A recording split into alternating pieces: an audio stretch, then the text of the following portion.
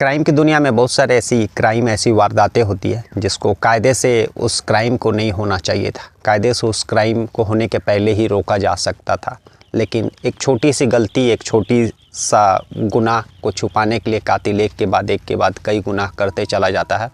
और उसके बाद जो है एक बड़ी वारदात को अंजाम देता है और जिसके बाद जो है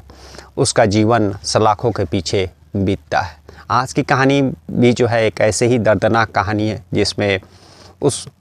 जो क्राइम होता है उस क्राइम को रोकने का पूरा चांसेस रहता है, लेकिन सिर्फ जो है एक छोटे से गुनाह या फिर छोटी सी गलती को वह दुनिया का सामने एक्सेप्ट करने का उतना हिम्मत नहीं जुटा पाता है और ठंडे दिमाग से काम नहीं लेता है, और जिसके कारण जो है उस शख्स से एक बड़ा क्राइम होता है और उसके बाद जो है उसका पुलिस उसको गिरफ़्तार करती है और अभी उसका सारा जीवन जो है सलाखों के पीछे बीतेगा। नमस्कार, मैं हरेंद्र और आज आप इस क्राइम स्टोरीज़ में ऐसे ही एक दर्दनाक कहानी सुन रहे हैं। दरअसल ये कहानी जो है छत्तीसगढ़ की है और इसी 8 नवंबर 2024 वारदात को अंजाम दिया गया। दरअसल छत्तीसगढ़ में एक अंतागढ़ पुलिस स्टेशन लगता है और उसी अंतागढ़ पुलिस स्टेशन को 9 नवंबर को एक खबर मिलती है और खबर मिलने के बाद जो है पुलिस 9 नवंबर को ही गोदा गाँव पहुँचती है और उस गोदा गाँव में जब पुलिस दबिश देती है अपनी टीम के साथ और उस गांव में एक जगह बहुत सारे पेड़, जैसे मेरे पीछे आप देख रहे हैं बहुत सारा पेड़ है और ऐसे ही पेड़ों के बीच में जो है एक जगह गड्ढा खोदा गया रहता है और वह देखने से ही प्रतीत होता है कि उस जगह पर, उस स्थान पर जो है गड्ढा किया गया था और फिर उसके बाद मट्टी भर दिया गया, क्योंकि उसकी मट्टी जो है नर्म थी। पुलिस वापस जो है उस गाँव में जो गड्ढे खोदने वाले मजदूर रहते उन लोगों को बुलाती है और वहाँ वापस जो है वहाँ पर गड्ढा खोदाई का काम शुरू होता है। जब गड्ढा खोदाई का काम शुरू होता है और जब गड्ढा खोदा जा रहा था तभी कुछ दूर खोदने के बाद जो है एक डेड बॉडी का एक शव का जो हाथ दिखाई देता है और उसको देखने के बाद पुलिस हैरान परेशान हो जाती है। पूरी तरह से गड्ढा खोदा जाता और फिर उस जो शव उस गड्ढे में दफन किया गया था उसको बाहर निकालती है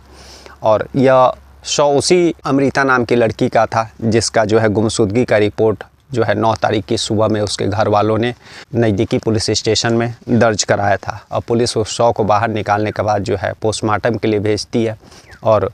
लोगों से पूछताछ जानकारी प्राप्त करती है। दरअसल ये कहानी जो है 8 तारीख से शुरू होती है। जो अमृता व जल जीवन मिशन में उसी छत्तीसगढ़ में काम किया करती थी,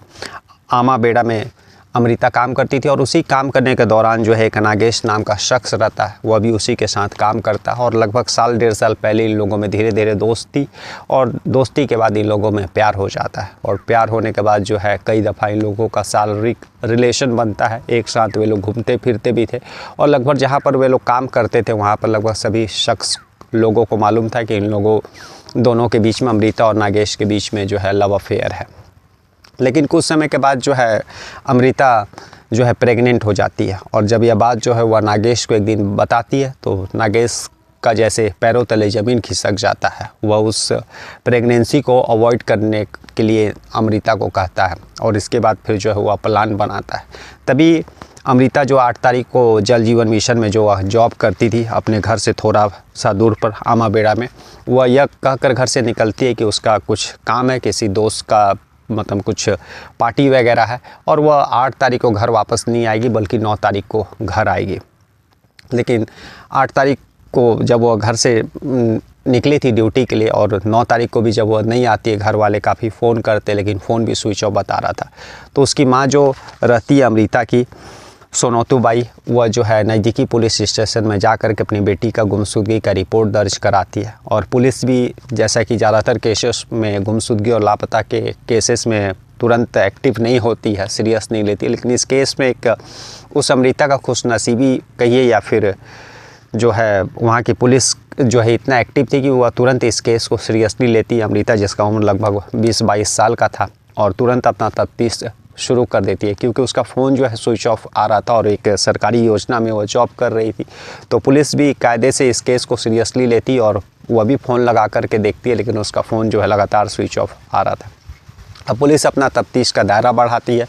सबसे पहले जो है पुलिस अमृता जहाँ पर जल जीवन मिशन में जिस डिपार्टमेंट में काम कर रही थी वहाँ पर पुलिस जाती है और वहाँ के जो लोगों से, कर्मचारियों से पूछताछ करती है। तभी पता चलता है कि वहाँ पर एक शख्स जो है नागेश बोल करके है, उसने अमृता को उस 8 तारीख के दिन जो है ड्यूटी के दौरान ही वो लोग बीच में ही दोनों छुट्टी लेकर के निकले थे और अमृता बाकायदा उसके मोटरसाइकिल पर बैठी थी और वो लोग कहाँ गए थे इसके बारे में कोई जानकारी नहीं। और पुलिस उस नागेश का जब नाम सामने आता है तो उसका एड्रेस उसी ऑफिस से निकलवाती है और उसके घर दबिश देती है। नागेश पुलिस जब हिरासत में लेती है और पूछताछ जब पुलिस स्टेशन में करती है तो शुरुआत में तो नागेश जो है पुलिस को बरगलाने का कोशिश करता है, लेकिन जब पुलिस कड़ाई से पूछताछ करती है तो नागेश टूट जाता है और फिर वह जो है कहानी सुनाता है। वही कहानी जो मैंने आपको अभी सुनाया कि अमृता जो है 3 महीना से प्रेग्नेंट थी और जब उसको एक दिन पता चला तो वह किसी भी सूरत में वह प्रेगनेंसी अभी नहीं चाहता था, वह अमृता से शादी करना नहीं चाहता था, इसलिए उसने उस प्रेगनेंसी को अवॉइड करने का, गिराने का प्लान बनाया और इसी के लिए उसने अमृता को 8 तारीख को ही उसने अमृता को ड्यूटी उसने हाफ टाइम किया और उसके बाद अमृता को गाड़ी पर ले करके एक उसी गांव से दूर जो है एक किराए का मकान अपने परिचित का लेता है और उस किराए के मकान में अमृता को लेकर के जाता है और वहाँ पर जो है उसको रखने के बाद वापस वो बाज़ार जाता और फिर प्रेगनेंसी का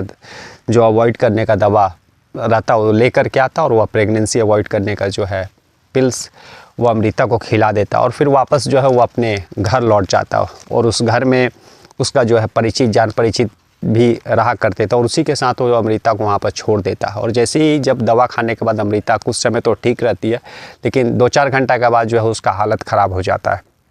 वापस जिस परिचित के घर में उसने अमृता को छोड़ा था दवा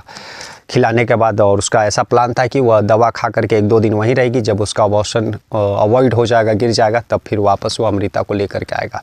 और इसके दौरान जो है अमृता को वहाँ छोड़ने के बाद दवा खिलाने के बाद वापस वो अपने घर आ गया था, काम धंधे में लग गया था, लेकिन तभी उसको फ़ोन आता है कि अमृता का जो है तबीयत बहुत ख़राब हो गया है। और जब वो खबर मिलता है तो वापस उस परिचित के घर जो कि उसके गांव से लगभग 20 किलोमीटर दूर था वहाँ पहुँचता है, लेकिन उसके पहुँचने तक में अमृता ने दम तोड़ दिया था। अब नागेश का जो है दिमाग नहीं काम कर रहा था, वह प्रेगनेंसी अवॉइड करने के लिए उसने जो है वह दवा दिया था, लेकिन उसके दवा के कारण जो है उसका मृत्यु हो गया। अब वो लाश का क्या करे, अगर वह लाश अगर उसका बारे में लोगों को पता चलेगा तो उसका प्रेगनेंसी भी सामने आ जाएगा कि वो प्रेग्नेंट थी नागेश के द्वारा, और इसके कारण जो है उसका इज्जत मान प्रतिष्ठा जो है वह सारा मिट्टी में मिल जाएगा। इसी के कारण जो है नागेश फिर से उस लाश को ठिकाने लगाने का प्लान बनाता है। वह उस घर से अमृता का जो है शव को अपने कंधे पर उठाता और बाहर कुछ दूरी पर 100 मीटर 150 मीटर की दूरी पर जहाँ बाइक रहता उस बाइक तक लेकर के आता और उस बाइक पर फिर उस अमृता के शव को रखता है और फिर उसको रखने के बाद फिर वापस उसी गाड़ी से जो है कोदा गाँव जहाँ पर वह रहता था उस गाँव में वह उसी बाइक से अमृता को उसके बाइक के ऊपर रख करके उस कोदा गाँव पहुँचता है। और कोदा गाँव में वह एक जगह पर लेकर के जाता है, जिस तरह यहाँ पर मेरे पीछे आप देख रहे चारों तरफ पेड़ है, ऐसे ही पेड़नुमा एक शांत जगह था और वहाँ पर जाता है, वह गड्ढा खोदता है और गड्ढा खोदने के बाद अमृता का शव को वहीं पर दफना देता है और दफनाने के बाद जो है उसके ऊपर मिट्टी वगैरह डाल करके वापस जो अपने काम में वह लग जाता है।